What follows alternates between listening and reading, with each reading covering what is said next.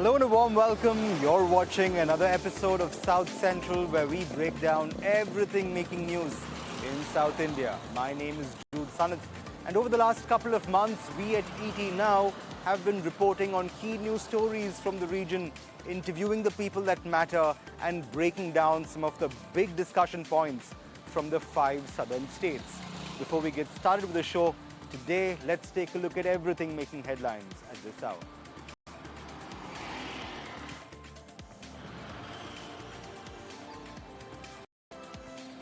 Telangana bags 5.75 lakh crore rupees in proposed investments at the Telangana Rising Investor Summit. Data centers lead the way on day 2 of the summit, accounting for 1.8 lakh crore rupees of these proposals.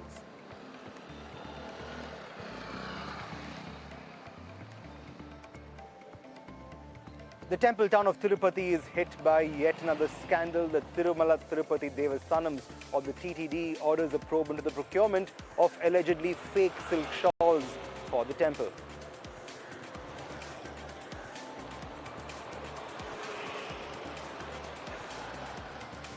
More temple controversy, this time from Tamil Nadu. The Madras High Court summons Tamil Nadu's Chief Secretary and Additional Director General of Police over a contempt petition surrounding the lighting of the lamp at Madurai's Tirupati temple.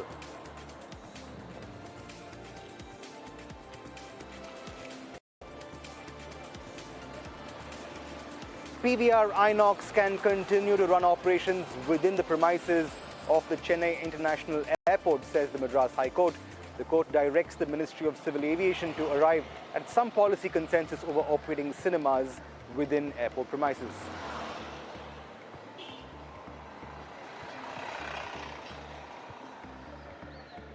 And as the Karnataka government puts its plan to power 5,000 startups outside Bengaluru by 2030, South Central speaks to cross-border payment startup Skydo on how viable the state's plan is likely to be. That's coming up next.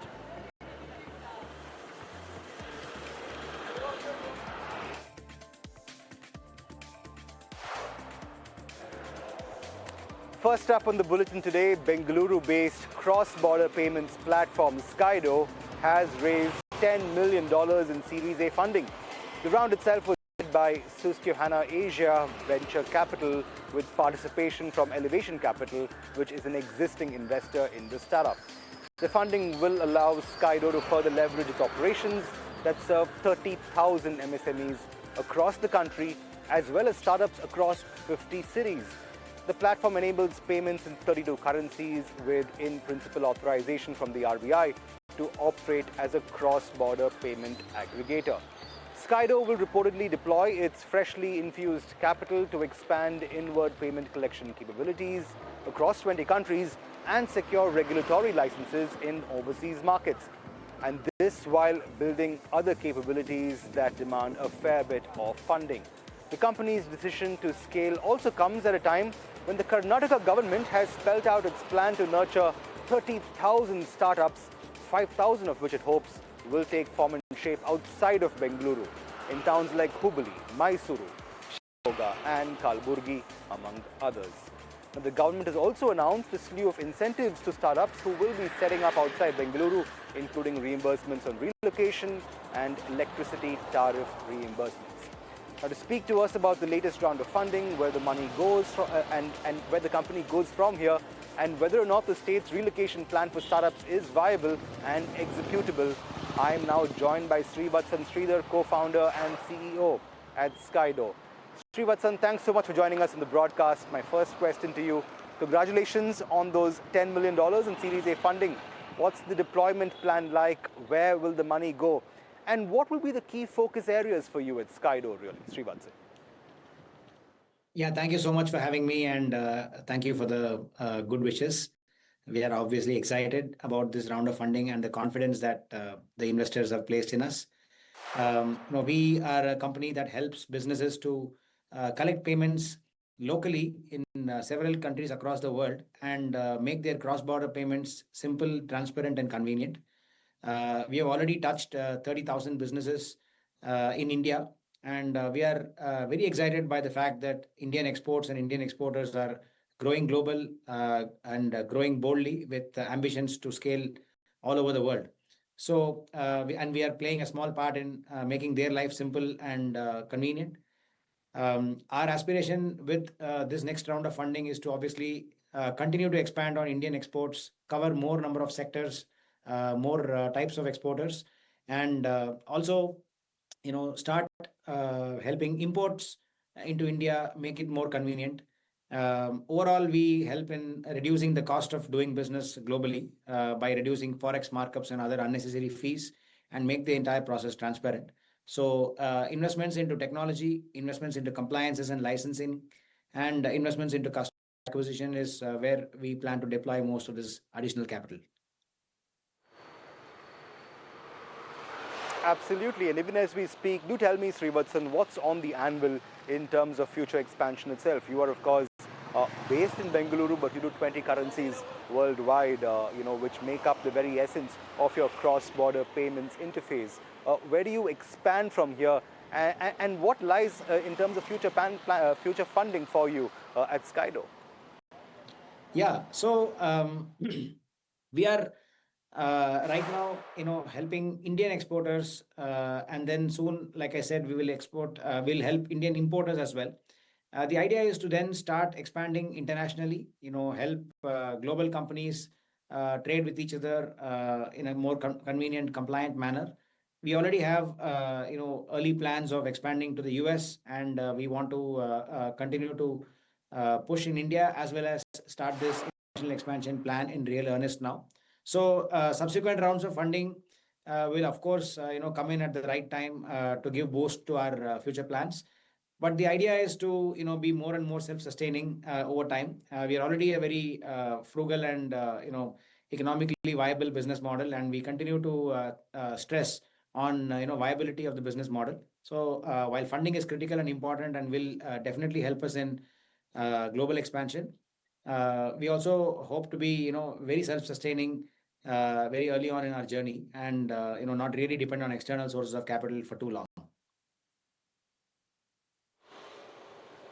Right. And speaking of frugality, Srivatsan, funding has been in the spotlight, especially in the Bengaluru startup ecosystem in recent times. In fact, recent reports, including one by Traxon, have pointed out to a slowdown in VC funding for tech startups in the city of Bengaluru. In fact, that report by Traxon itself points to a 4% drop in the first 9 months of 2025 alone. As someone who's just raised funds, being based in Bengaluru, are these reports of a drop in funding of particular concern to you? Yeah, I think there is some truth to the fact that fundraise has actually changed fundamentally in its nature from, let's say, the days of 2020 to 22, when a lot of startups driven by digital adoption during the COVID years, got funded and got funded very quickly in rapid succession, right? I think now investors are, I wouldn't say pulling back, but more resetting and normalizing to fund innovative ideas, to fund newer business models, to fund improvements in AI and other new technologies that has come in. I also see funding going into areas like deep tech, etc. So, some sectors probably are seeing a reduction in funding. Some sectors are seeing new interest because there is something innovative happening there.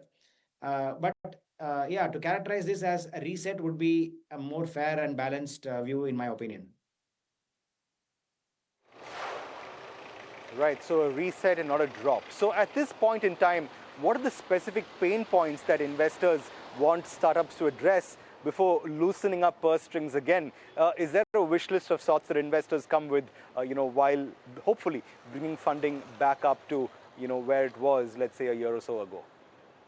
Yeah, the first thing that investors are keen on seeing is a fundamental customer pain point that the startup is solving, and not just a Me Too business model, very much a replica of something that has succeeded in a West or some other market, but a business model that is really solving some fundamental customer pain point.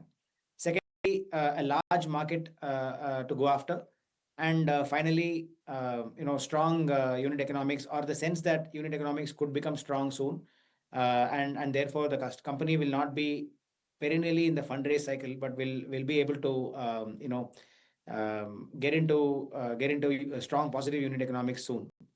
I think some of the IPOs that have gone out last couple of years and also this year continuing to go out will give some encouragement to investors that there is exit and very high quality exit possible in Indian startups. So while this reset is happening right now, I think over time the broad outlook on Indian startups remains positive, remains bullish, with these 2-3 nuances that I just talked about.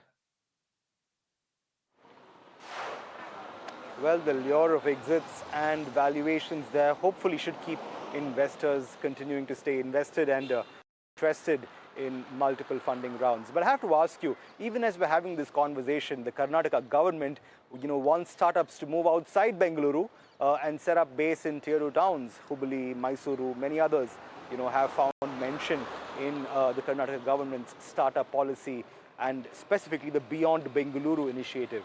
Now, you're a startup based in Bengaluru itself. How viable do you think this plan is to see 5,000 new startups, take form and shape outside Bengaluru by the year 2030? Well, the physical infrastructure definitely is there in the form of talent, educational institutions, colleges as supply pipelines for startups, as well as regional airports and so on. So I don't think we are starting from a very weak position. However, one thing that really needs to happen is how does the talent density start aggregating or congregating in some of these towns is the big question to solve. Obviously, initial inputs can be given in the form of some subsidies or some incentives for cities for companies to relocate to these cities. However, companies will scale there and grow there if talent also wants to move to that city, wants to live there, has the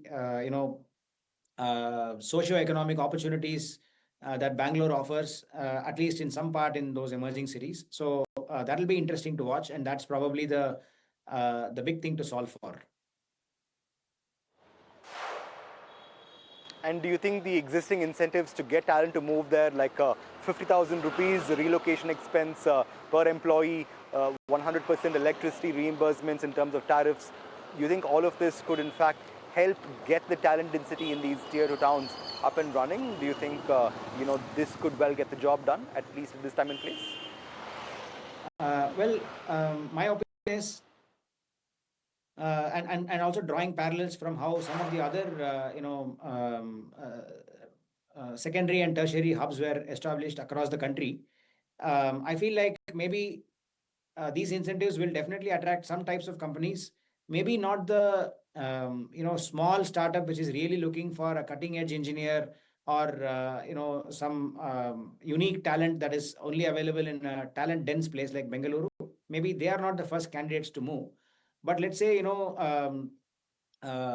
technology centers, even GCCs, many kinds of companies, I can definitely see them benefiting a lot from these relocation bonuses, lower cost of infrastructure, lower cost of living for the employees as well, and some of these incentives that the government offers. I can see some types of jobs moving first, and it always has to start somewhere. So if you think that a deep tech startup or a AI startup which requires a specific kind of engineering talent will move on day one, I think that's less probable.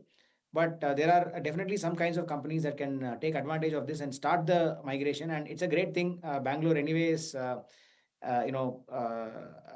significantly expensive to live in for entry level employees. It's also gotten very large and congested. Traffic is always a problem in the morning and evening hours. So so there I can see some kinds of jobs and some kinds of companies definitely taking benefit of this and starting, and maybe that triggers a broader wave. And especially for Mysore, like being very close to Bangalore, maybe it's I can see it happening much faster also.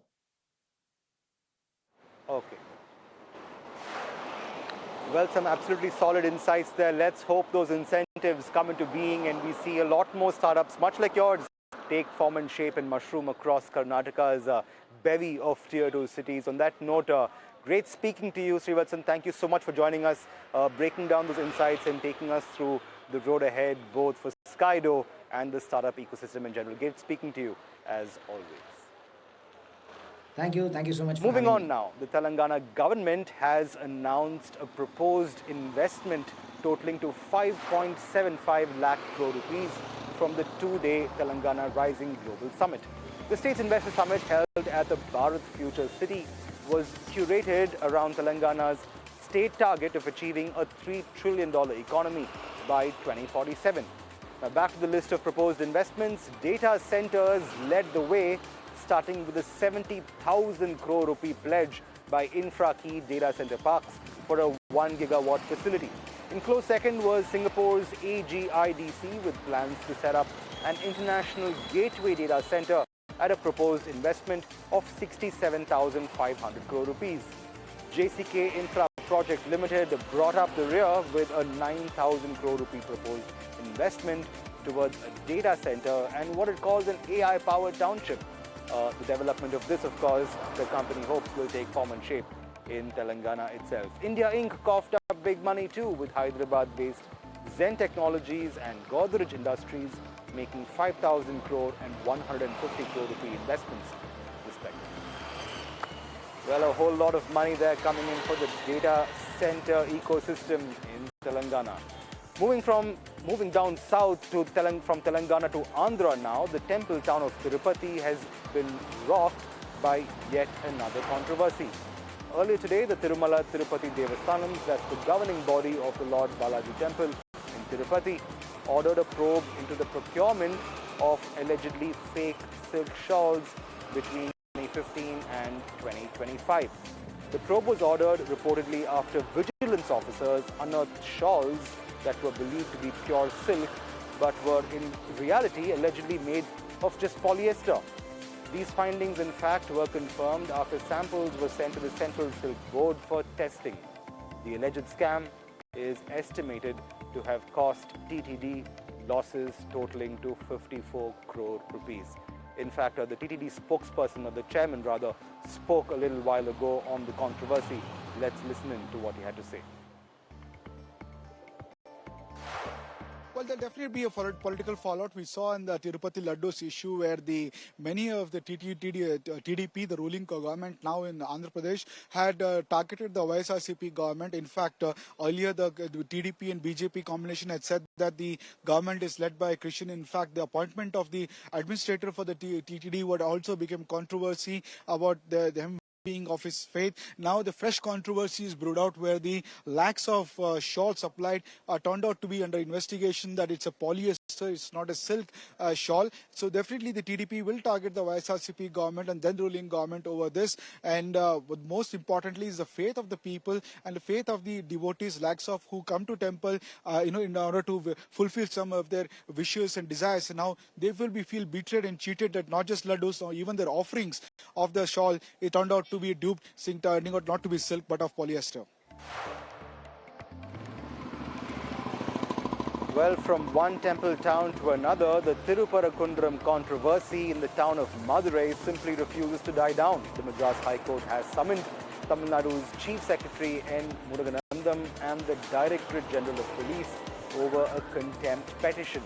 Now, the petition in question was filed before the Madurai bench of the Madras High Court over failure of the state police to enforce court orders that permitted worshippers in the temple town of Tiruparakundram to light the customary Deepatun, or the lamp tower, atop a hill nearby on the occasion of Tamil Nadu's Kartigai Deepam festival.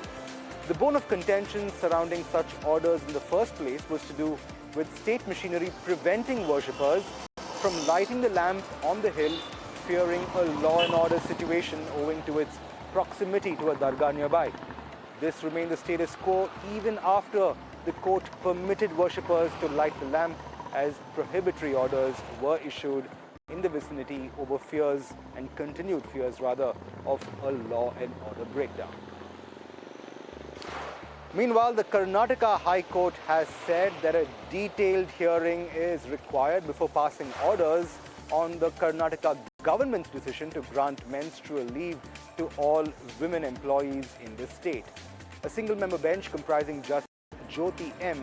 refused to stay the government's November 20th order, allowing for women employees who come under the Factories Act, the Shops and Establishments Act, the Plantation Workers Act, among others, to avail of 1 day of menstrual leave every month. This case in particular has received scrutiny over the last 24 hours when the single-member bench first put a stay on the Karnataka government's orders just yesterday, only to then reverse its stance since it decided to hear the government's arguments as well.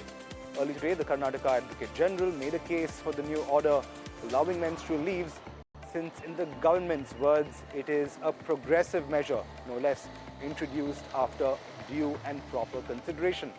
It was only then that Justice Jyoti ruled that no stay on the order could be granted without a detailed hearing, setting a date in fact for that hearing to January 20th, 2026. Keeping with court action, the Madras High Court has permitted PVR Inox to continue operating its multiplex located within the premises of the Chennai International Airport complex. The court ruled that PVR Inox could continue running the multiplex in question until the Ministry of Civil Aviation finalizes rules and takes a policy decision surrounding the running of multiplexes or cinema theatres within airport premises. Now, issues for PVR Inox's airport multiplex began in June this year when the Airports Authority of India ordered an entity by the name of Meenambakam Realty Private Limited, an SPP floated by Chennai-based real estate player Olympia Group, to shut down the PVR Inox multiplex it had opened at its recently developed Aero Hub Mall. The AAI hoped to do this by prematurely terminating the release it had granted to Meenambakam Realty to build and operate Aero Hub at the multi-level car park of the Chennai airport. However, the real estate company by now had already entered a 13-year sublease with PVR Inox for the opening and the operations of a multiplex on these premises, which meant that all three entities were now party to the legal proceedings that would go on to follow. Now, what the court's ruling now does is allow PVR Inox to continue operations at Aero Hub within the Chennai airport and its premises until a policy framework is eventually established and finalized by the Union government, and there is no doubt a relief for the multiplex player and its operations in Chennai. Well, moving on from the long list of courtroom news back to corporate action now, Bengaluru-based Biocon has been in the news, especially after the board decided to fully integrate Biocon Biologics by acquiring the remainder of a 23% stake in the company earlier this week. In an exclusive with ET Now's executive editor Aisha Faridi, Biocon's chairperson and managing director Kiran Mazumdar spoke to us a bit about the buyout, the company's capex cycle, and the road ahead on the strategic acquisition front. Here's a slice of that conversation.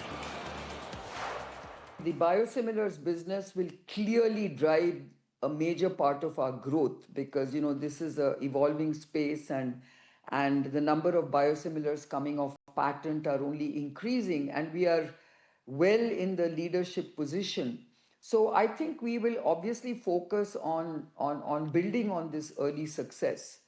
But I think what is complementary to what we have done is the fact that GLP-1s are also becoming a huge segment, which everyone is very rapidly and increasingly pursuing. But again, we believe we have a unique proposition to offer because we have the only company globally to have interchangeable biosimilar insulins and generic GLP-1s as a portfolio. So again, we believe we will have a very strong competitive edge. So I think over time you will start recognizing these strengths that we are now basically sharing with you. And it was all these parameters and factors that basically enabled us to come to this decision of creating one entity, a combined entity of Biocon and Biologics, which will really give us that leadership and sustained leadership in the marketplace. Well, in fact, you can catch that entire interview with Biocon's Kiran Mazumdar Shaw tomorrow on ET Now at 10:10 a.m. Well, moving on, if you live in Bengaluru and want to purchase tickets for the Namma Metro, Uber is now an option. After rolling out the service in Mumbai, Delhi and Chennai, Uber has now leveraged the ONDC network so as to provide QR ticketing for the purchase of metro tickets in Bengaluru. All that metro riders will have to do is use the Uber app to purchase a ticket, which also means that one platform, much like Uber, can now be used and leveraged to plan an entire itinerary of connectivity, be it metro ticketing and, of course, cab aggregation services that Uber anyway provides. The aggregator, the ONDC app has also come into use for Uber by way of a B2B vertical that the cab aggregator is now working on, which will enable e-commerce deliveries as well, both in the city of Bengaluru and eventually beyond. Well, staying with Bengaluru itself, the city's popular food chain known for its biryani, that's Meghna Foods, has apologized to delivery personnel for prohibiting gig workers running deliveries from the restaurant chain from using its elevators. Controversy first arose. A poster at one of Meghna Foods' restaurants explicitly prohibited delivery personnel from using elevators at the restaurant. The company has now admitted that the notice was inconsiderate. The statement by Meghna Foods said, and I quote, "That was wrong. It should never have been put up. Our delivery partners work incredibly hard and deserve respect, dignity and care always. We will take full responsibility. The poster is down and the mistake has been addressed internally." End quote. Well, it does take quite something to admit to those mistakes and apologize. But on that note, it's about all the time we have on this episode of South Central. Thanks so much for watching. We'll see you same time tomorrow for more news and updates from South India. For the moment, it's goodbye from us.